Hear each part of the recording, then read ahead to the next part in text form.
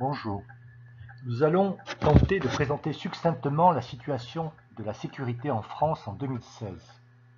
Il est évident que ce sujet est extrêmement délicat et peut prêter à de nombreux débats.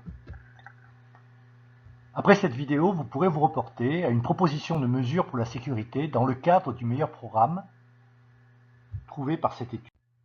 Essayons de dresser un triste bilan de la situation de la sécurité. De nombreux attentats commis par des terroristes ont causé des centaines de morts en France. Chaque jour, 2 enfants décèdent suite à des actes de maltraitance, si bien que les médias ne relatent même plus la plupart de ces faits. En moyenne, une femme décède tous les 2,5 jours, victime de son conjoint ou de son ex-conjoint, et un homme tous les 14 jours.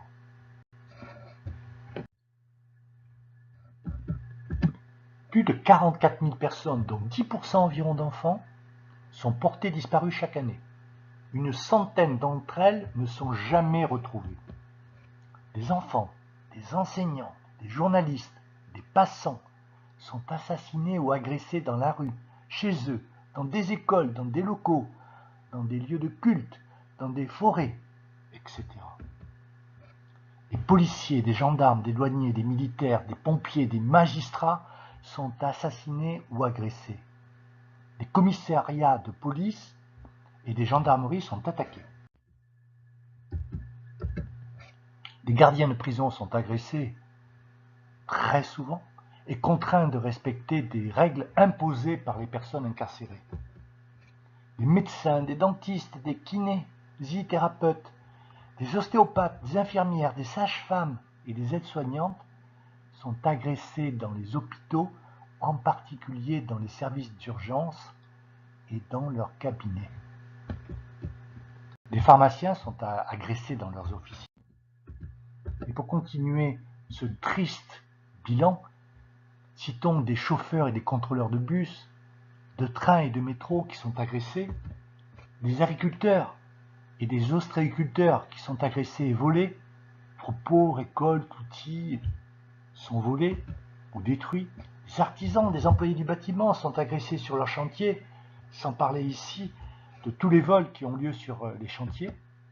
Des commerçants, et en particulier des bijoutiers, des débitants de tabac, des boulangers, des restaurateurs, des employés de supermarchés, sont agressés et cambriolés chaque jour. Des personnes âgées sont agressées, parfois même tuées et cambriolées. Leurs sacs, leurs bijoux sont volés, leurs économies.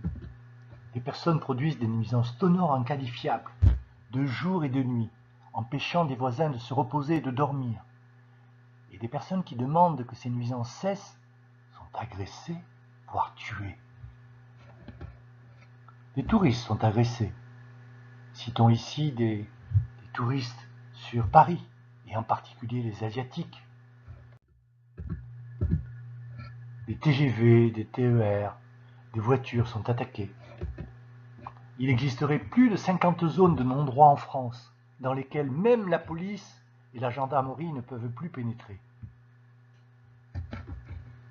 Des halls d'entrée et les cages d'escalier de certains immeubles sont sous contrôle de délinquants.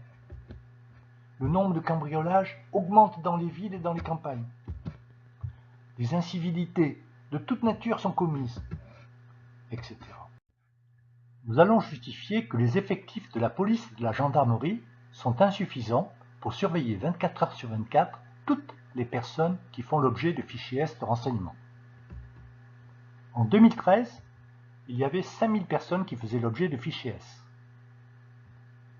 Or, il est considéré que pour surveiller une seule personne fichier S, il faudrait mobiliser en permanence 20 policiers et ou gendarmes. C'est-à-dire, pour surveiller les 5000 personnes qui faisaient l'objet de fichiers S, il faudrait affecter 100 000 policiers et ou gendarmes à cette surveillance. Or, les effectifs des forces de l'ordre, policiers et gendarmes considérés, étaient de 222 000. C'est-à-dire qu'il aurait fallu affecter 45% des policiers et gendarmes à la surveillance des personnes fichées S. Ce problème s'est aggravé, puisqu'en 2015, le nombre de personnes qui ont fait l'objet de fichiers S était de 10 000, il avait doublé, donc il aurait fallu mobiliser 200 000 policiers ou gendarmes. Comme il y avait 238 000 policiers et gendarmes, il aurait fallu mobiliser 84% des policiers et gendarmes à la surveillance des personnes qui font l'objet de fichiers S, ce qui est impossible. Le malaise des agents des forces de l'ordre. Ce malaise est exprimé de plus en plus par les agents. Citons ici le général Soubelé, numéro 3 de la gendarmerie nationale, qui, devant une commission parlementaire contre l'insécurité le 7 janvier 2014, avait dénoncé la politique pénale qui découragerait l'action des forces de l'ordre. Il avait indiqué « La délinquance et l'insécurité frappent au cœur de notre territoire dans la ruralité profonde, c'est-à-dire dans les campagnes. » Il avait souligné que les délinquants profitent du système, c'est-à-dire des procédures. Il avait indiqué que les gendarmes sont inquiets car on prend plus soin des auteurs que des victimes. De nombreux délinquants récidivent.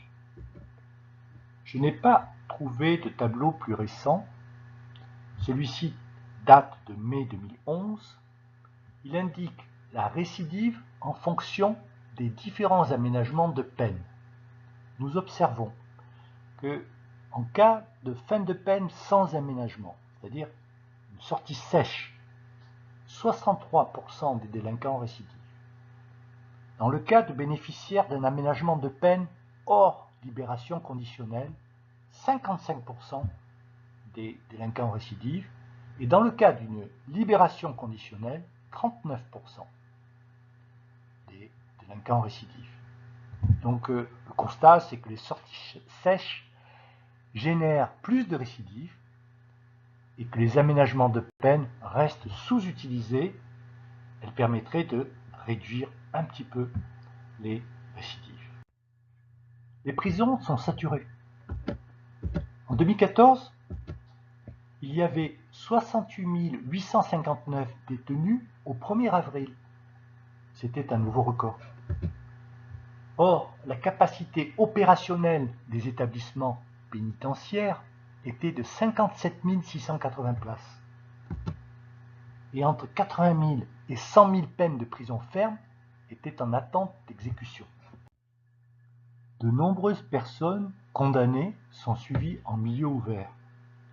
C'est-à-dire que ces personnes peuvent se déplacer dans la rue, dans les espaces publics. 250 000 personnes sont prises en charge par l'administration pénitentiaire ou étaient en 2014. Les 2/3 de ces personnes condamnées sont suivies en milieu ouvert, c'est-à-dire qu'en 2014, plus de 160 000 personnes condamnées étaient suivies en milieu ouvert. Après avoir pris connaissance de ces informations, on peut dire que ce sont de nombreuses mesures qui permettraient à l'armée, à la police, à la gendarmerie, aux douanes et à la justice d'assurer pleinement leur mission. L'insécurité en France risque de perdurer. Après cette vidéo, comme je vous l'ai indiqué au début, vous pourrez vous reporter quand elle sera publiée à la vidéo qui contient des propositions de mesures pour la sécurité dans le cadre du meilleur programme trouvé par cette étude. La situation sur la sécurité est détaillée dans le tome 2 de mon livre. Je vous remercie.